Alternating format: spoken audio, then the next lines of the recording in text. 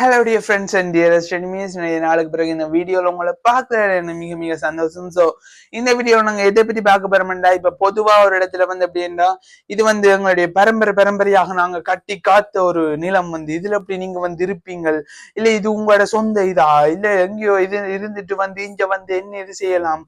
So அப்படி அந்த நிலத்துக்கான பிரச்சனைகள் அமோகமாக நடந்து கொண்டிருக்குது எல்லா இடமும்.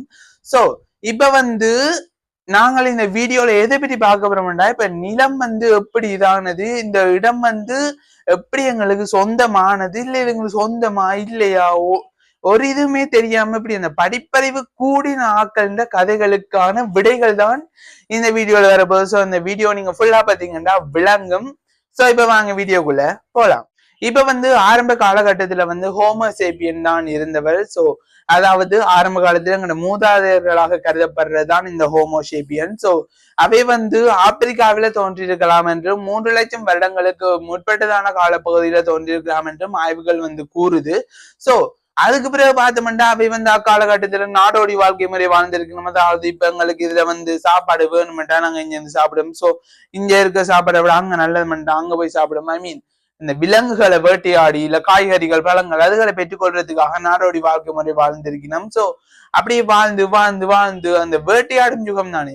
சோ அப்படி அந்த வேட்டையாடி வாழ்ந்து அப்படி அதுகள் எல்லாம் செஞ்சு செஞ்சு செஞ்சு அப்படியாவே அந்த பொருட்களை தேடி நிலங்கள் தேடி அந்த பொருட்களை தேடி தேடி போறதால உலகம் போலாக பரவி இருக்கணும் இந்த ஹோமோசேபியன்ஸ். சோ நீங்க யோசிக்கலாம், என்னடா ஆப்பிரிக்காக்காரன் அப்படி இருக்கிறோம், நாங்கள் இப்படி இருக்கிறோம், எங்களை போய் ஆப்பிரிக்காக்காரன்ல தான் வந்தேன்னு சொல்றீங்க நீங்க யோசிக்கலாம்.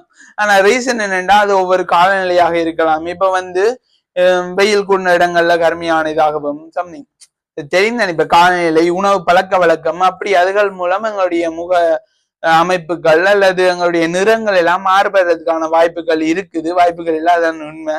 சோ அப்படியான இதுகளாலதான் இப்ப நாங்கள் இருக்கிற இடங்கள் என்றாலும் இது ஒருதருக்கும் சொந்தம் இல்லை.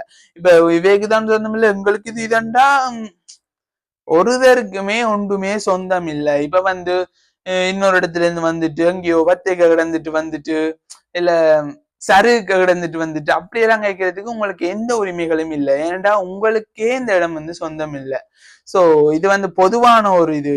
சோ இது யாருக்குமே சொந்தம் இல்லை. சோ அப்படி அவர் இந்த நாடோடி வாழ்க்கை இது வாழ்ந்துட்டு அப்படியே உலகம் உள்ளாக பரவி வந்திருக்கணும். ரெண்டாவது நில உரிமை இல்லாத காலம், அதாவது கொமன் லேண்ட் என்ற ஒரு ஆப்ஷன் இருக்கு, ரெண்டாவது டாபிக். சோ அப்படி என்னன்னா, இப்ப ஒருத்தனுக்குமே நிலம் உரிமை இல்லை என்று அபிவிருத்தி, அதாவது அறிவு அபிவிருத்தி அடைந்து கொண்டிருக்கிற காலப்பகுதியில அவனுக்கு விளங்கி இருக்கு.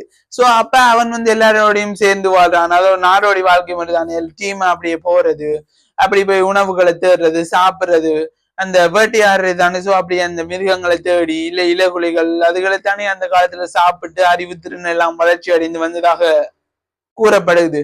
சோ இதெல்லாம் படிப்பறிவு கூடினாக்களுக்கு தெரிஞ்சிருக்கும் என்று நான் நினைக்கிறேன். சோ அடுத்தது அக்காலகட்டத்துல இந்த மனிதனுக்கு தெரிந்திருக்கு.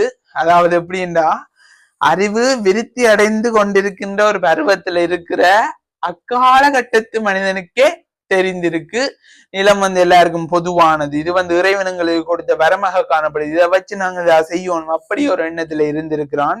அதாவது இயற்கைன்ற ஒரு சிறிய பகுதி தான் மனிதன், இயற்கை எங்களுக்கு தந்ததுதான் இந்த நிலம். சோ இதை வச்சு நாங்கள் ஏதாவது செய்யணும், அதோட இது ஒருதனுக்குமே சொந்தம் இல்லை, எனவே நீங்கள் சொந்தம் கொண்டாட இயலாது அப்படி ஒரு எண்ணம் அதாவது எப்படி அந்த அபிவிருத்தி அடைந்து அதான் முழுமையான ஆறறிவும் அவனுக்கு அப்ப ஆக்டிவாக இல்லை, அப்ப கதைக்கிற இதுகள் இல்ல, சைகை முறைகள் அதை வச்சுதான் அவன் தன்னுடைய தொடர்பால மேற்கொண்டவன். சோ அப்படி பல்வேறுபட்ட இதுகள். சோ அப்படி இருந்த மனிதனுக்கே தெரிந்திருக்குன்றதுதான் இதுல ஒரு வியப்புக்குரிய ஒரு விடயமாக காணப்படுகிறது. சோ அந்த காலம் முடிய அடுத்த ஒரு காலம் வருது. இந்த காலம்தான் இப்ப நடக்கிற எல்லாத்துக்குமான ஒரு ஆரம்ப காலமாக காணப்படுது, தனியார் மயப்படுத்தப்படுதல். அல்லது அதாவது எப்படியண்டா, இப்ப நீங்கள் படிச்சிருந்தீங்கண்டா தெரிஞ்சிருக்கும், இந்த கைத்தொழில் புரட்சி ஒன்று. சோ அந்த டைம்ல என்னண்டா, கைத்தொழில் புரட்சி ஏற்படுறதுக்கான காரணங்களாக என்ன காணப்படுதுண்டா, இப்ப நிலங்களை பெரிய பண்ணையார்கள் அல்லது முதலாளிமார்கள் வாங்கி கொண்டு அதுகள்ல வந்து மக்களை வேலை வாங்கி அப்படி பல்வேறுபட்ட இதுகள் நடந்திருக்குது. சோ அதால வந்து மக்கள் வந்து வேலைகள் தேடி இந்தியா பக்கம் வேலைகள் இல்லை என்று சொன்னோன்னா வெளி இடங்கள் வெளிநாடுகள் இல்ல வெளியூர்கள் அதுகளுக்கு வேலைகளுக்காக தேடி போய் அங்க போய் அதானங்கள் அடையாளம் அதானங்கள் இதன்று மாறி அங்கே இருந்து இருந்து இருந்துதான் இந்த நகர்ப்புறங்கள்ல மக்கள் சேர்ந்ததாக இருக்கலாம். இல்ல இப்ப நீங்கள் எவ்விடத்துல இருந்தாலும் அது வந்து ஒரு குடிபெயர்வு இருந்ததாகலாம். இல்லைன்னா நீங்கள் வந்து நீங்க அப்படியே அந்த இடத்துலயே இருக்கிறீங்களா நீங்க இப்ப நிலத்துக்கு பிறந்து நீங்கள் இல்லையே. சோ அப்படிப்பட்ட ஒரு இதாகத்தான் அந்த இது காணப்படுது. சோ அதுக்கு பிறகு வந்து அந்த எல்லைகள் வகுக்கப்படுது. அதாவது போட்டி பொறாம அந்த இதுகள் எல்லாம் கூடி எல்லைகள் வகுக்கப்படுது. இப்ப இந்த பொதுவா இந்த பிரச்சனைகளுக்கான காரணமே எல்லைகளாகத்தான் காணப்படுது. இப்ப நாடுகளிடையேயும் இந்தியா பாகிஸ்தான் அதுக்கு அந்த எல்லைகளுக்கு இடையில தான் பிரச்சனைகள் ஏற்படுது. அதோட அதுகளுக்கான போர்கள் எல்லாம் ஏற்படுத்தப்பட்டு அப்படி பல இழிவான செயல்கள் நடைபெறுகின்றது இந்த எல்லைகளை மையப்படுத்தி. சோ இப்ப நீங்கள் அந்த இந்தியா பாகிஸ்தான் சாதாரணமா சொல்லிட்டியா என்ன நமக்கு. சோ இந்த சீன்ல நீங்க பாத்தீங்கன்னா தெரிஞ்சுக்கும் ஒரு சின்ன நில பிரச்சனை. சோ அப்படி அந்த இதுகள் எல்லாத்துக்கும் காரணம் அந்த எல்லைகள்.